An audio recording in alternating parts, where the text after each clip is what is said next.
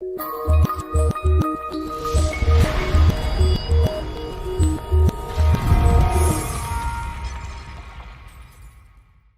está creando eso que se llama nuevo orden mundial, aunque fuera de las teorías conspirativas es muy sencillo definirlo. El nuevo orden mundial no es otra cosa que la implantación de un poder supranacional, basándose precisamente en esas organizaciones supranacionales que están creadas desde el fin de la Segunda Guerra Mundial, en concreto a raíz de los pactos de Bretton Woods, año 44.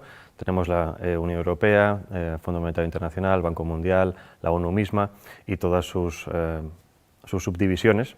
Y lo que está claro que busca es implantar una nueva humanidad, un único mundo, con un único gobierno, con una religión, un único sistema económico. Pero para eso tenemos que eliminar el ser humano anterior.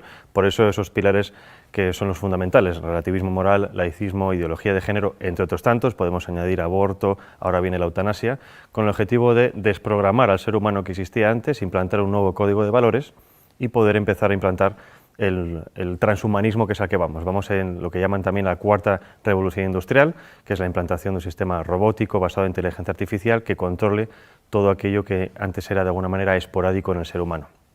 Para eso necesitamos, como les decía, formatear, eliminar la antigua civilización, en este caso la civilización cristiana, los valores cristianos, e implantar una nueva serie de valores que permita a las nuevas juventudes que entren perfectamente en esa nueva realidad. Para esto es lo que llaman, entre otras cosas, la Agenda Global 2030, o la Agenda del siglo XXI, que no es otra cosa que implantar una serie nueva de valores, precisamente desde esa descodificación.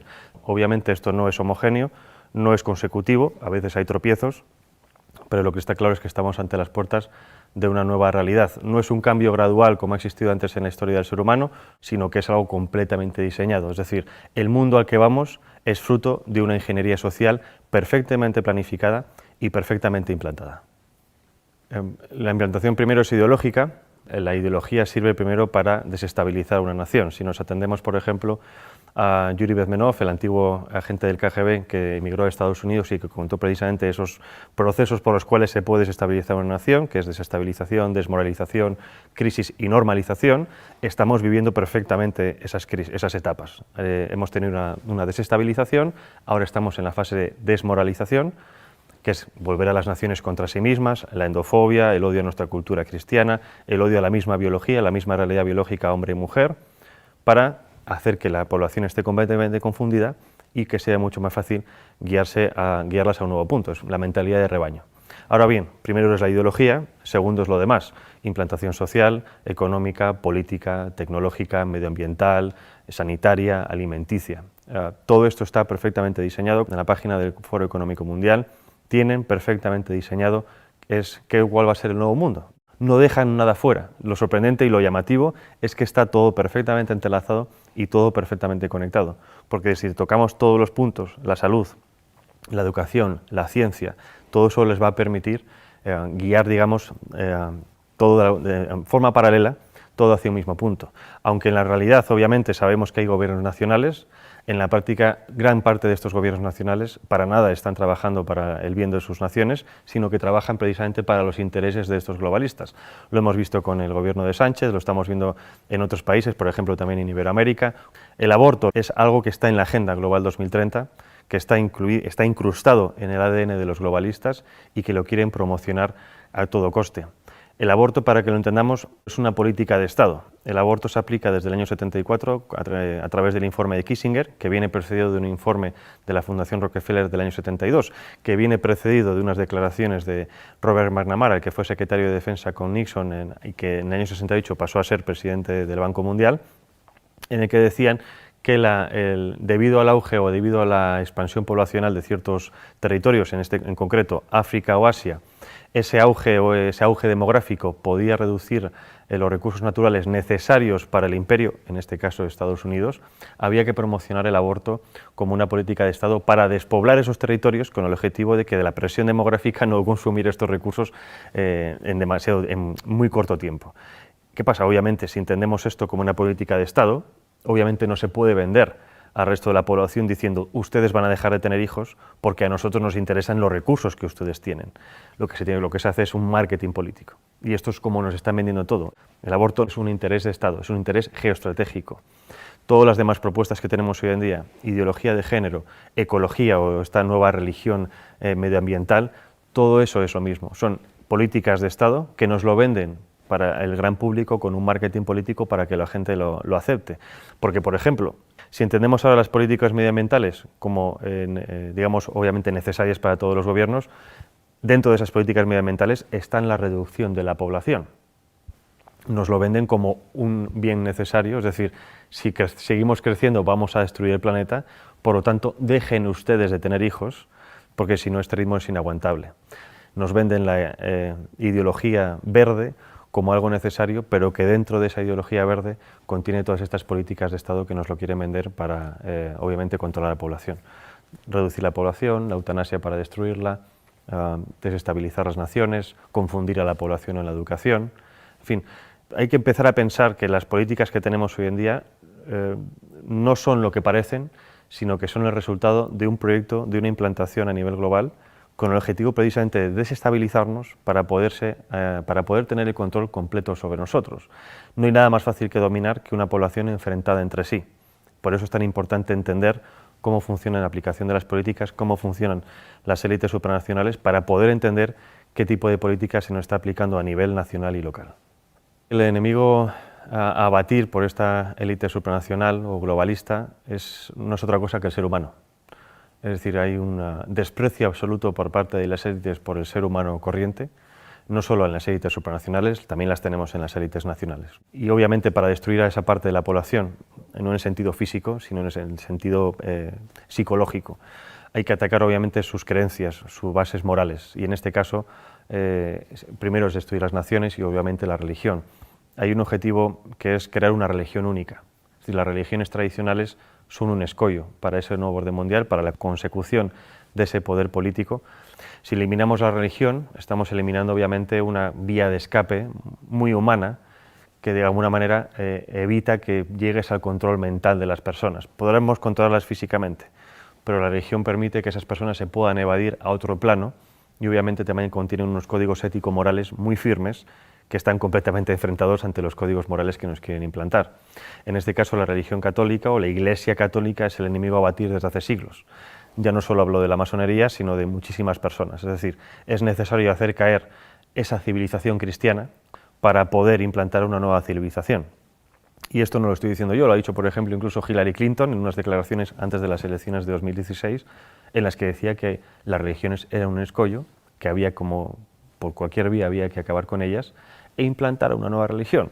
Ya seamos si podemos pensar en una religión de Estado, en unas nuevas religiones New Age, en fin, todo este tipo de prácticas pseudo-religiosas que nos están implantando con el objetivo de que realmente no estemos pensando en lo importante. El objetivo en general cuando hablo de la humanidad es el control absoluto de la población, pero no solo hablo de control digamos policial, sino control de lo que se consume, de lo que se piensa, de lo que se educa, de lo que se ve. Más o menos yo creo que todo el mundo tiene en la cabeza esta realidad porque es un poco lo que estamos viendo. Nos censuran las redes sociales, nos censuran medios de comunicación, censuran incluso en los mismos colegios y esto no es otra cosa que poner barreras. Entonces necesitan acabar con todo eso para poder tener el control. Obviamente cuando hablo de Soros como uno de los principales promotores de este nuevo orden mundial, lo dejo muy claro, uno de los principales, o digamos una de las caras visibles. Yo creo que si conocemos a Soros tanto, es porque a Soros se le permite mostrarse. ¿Con esto qué quiero decir? Con esto digo que los verdaderamente poderosos están en la sombra. Ahora bien, si Soros, digamos que trabaja en el lado social, quiero decir la sociedad civil, es decir, es un experto en modificación de conciencias. Para eso trabaja en la ventana de Overton. La ventana de Overton es una herramienta que nos permite transformar lo imposible en un hecho factible. Y hay varias fases. Obviamente primero viene la propaganda, la ideología. Para eso se crean y se financian think tanks, fundaciones, asociaciones que generen supuestos documentos científicos, oficiales, estudios, etcétera, de los cuales después se hagan eco los medios de comunicación.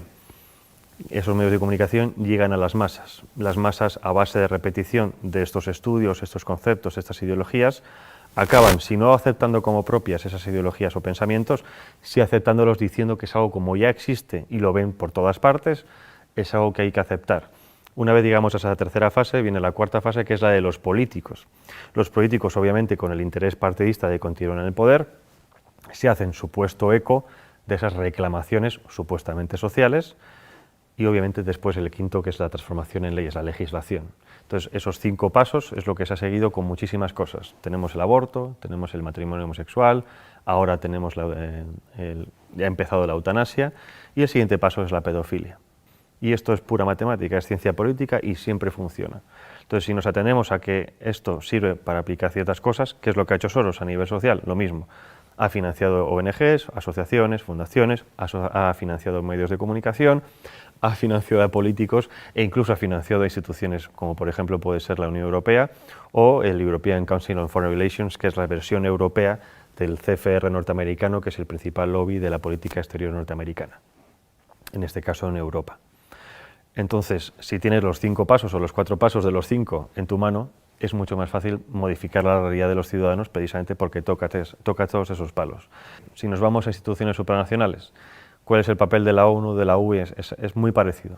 Bueno, el Banco Mundial obviamente es la gestión económica mundial, lo mismo parecido del Fondo Monetario Internacional a la hora de préstamos. El control económico y los préstamos sirven para el chantaje económico de las naciones. Hay muchísimas naciones africanas que se han quejado precisamente del chantaje económico de dinero supuestamente de ayudas al desarrollo, siempre dependiendo de cuestiones como, por ejemplo, la implantación del aborto, la implantación de la ideología de género, de educación sexual temprana para los niños, etcétera, etcétera. La OMS ha sido fundamental para la implantación de la idea de que existe una pandemia mundial, y si no hubiera sido por la OMS, en este caso por Tedros Adhanom, no se hubiera creado o no se hubiera llamado un confinamiento mundial. Primera vez en la historia que los ciudadanos de este planeta hemos visto cómo en todas las naciones se seguían los mismos pasos. Es decir, nada ha conseguido antes que realmente hubiera una coordinación nunca antes vista a nivel global. Coordinación que, aunque a nosotros nos parezca mucha, en general ha sido como muy sospechoso, por así decirlo, no sigue siendo suficiente para esta élite. Según ellos, los retos que nos plantean las pandemias del futuro, eso supera por muchísimo la capacidad gestora de los estados independientes entre sí. Es decir, que como no hemos sabido gestionar el coronavirus, es necesario que cedamos más nuestra soberanía a estos entes supranacionales, que ellos saben sí realmente lo que nosotros tenemos que hacer. Llevarnos a ese buen camino, a guiarnos como si fueran un dios, porque nosotros como ciudadanos comunes somos demasiado estúpidos para valernos por nosotros mismos. Las redes sociales han sido siempre una herramienta fundamental en el tema de la comunicación, pero como todo avance tecnológico tiene siempre su cara y su cruz. Como todo avance tecnológico nos lo venden, que es bueno para poder hablar con nuestros familiares, que están en contacto con gente de todo el mundo, pero el problema, el contrapeso es el control absoluto, ¿no? Ya no solo el control de lo que hacemos, sino incluso de nuestros pensamientos, porque muchas veces decimos cosas en redes sociales que quizás fuera de un ámbito demasiado privado, ¿no? Y eso es precisamente a donde van ahora con el tema de la censura. Han visto que en los últimos años ha habido también una pequeña revolución en redes sociales, dado que cada vez hay más perfiles conservadores, antiglobalistas, más perfiles de gente contraria a los designios de este nuevo orden mundial, ¿no? Y si estuviéramos realmente en un mundo libre, democrático, y esto lo digo para que la gente se dé cuenta de que no vivimos en un mundo libre, democrático, la libre circulación de ideas y de debates debería ser una de las principales características de todo sistema. Y estamos justo en lo contrario. Y no justo en lo contrario porque de facto no se puede hablar, porque antes sí se podía hablar de muchas cosas. El problema es que los que son realmente poderosos, los que controlan las cosas, se han dado cuenta de que si dejamos que libremente ciertas ideas circulen, no las suyas, en cuanto a debate, esas ideas ganan o se han demostrado que tienen más peso que otras. Es decir, por ejemplo, con el tema del aborto, ya no hay argumentos científicos médicos, ahora son argumentos puramente sentimentales, ¿no? El derecho de la mujer a elegir sobre su propio cuerpo, porque por eso saben que los argumentos médicos no pueden vencerlos. En cuanto a argumentos, por ejemplo, de información de los medios de comunicación, de cómo funcionan los medios de comunicación, de cómo funcionan los gobiernos, exactamente lo mismo. Se censura completamente aquel que intenta hacer una crítica constructiva o negativa de lo que sea, pero hacer una crítica para avisar de qué está ocurriendo. Bueno, en mi caso, por ejemplo, hablando de Soros y demás, algunas veces me han censurado, y está claro que lo que se trata es de que no exista algo, no exista un relato. En los sistemas de masas, si no te muestran, no existes para la gran parte de la población. Y eso es lo que se trata. Es decir, se trata de omitir, de facto, cualquier tipo de persona, cualquier tipo de discurso que pueda poner en peligro los pilares bajo los que sustentan este nuevo poder. En este caso no puedes contradecir las normas de la ideología de género, el feminismo, el aborto, etcétera, etcétera, etcétera. No existe ese debate de ideas en los medios de comunicación, pero precisamente porque tienen miedo a lo que pueda ocurrir. Porque cuando ha ocurrido que algunas personas han ido a ciertos debates a exponer ciertas ideas, la gente se da cuenta de que hay otra línea de pensar diferente a la que tenían en mente. Y por lo tanto hay otra forma de racionar las cosas. Si quieres ver más contenidos de Alto y Claro TV, suscríbete a nuestro canal de YouTube.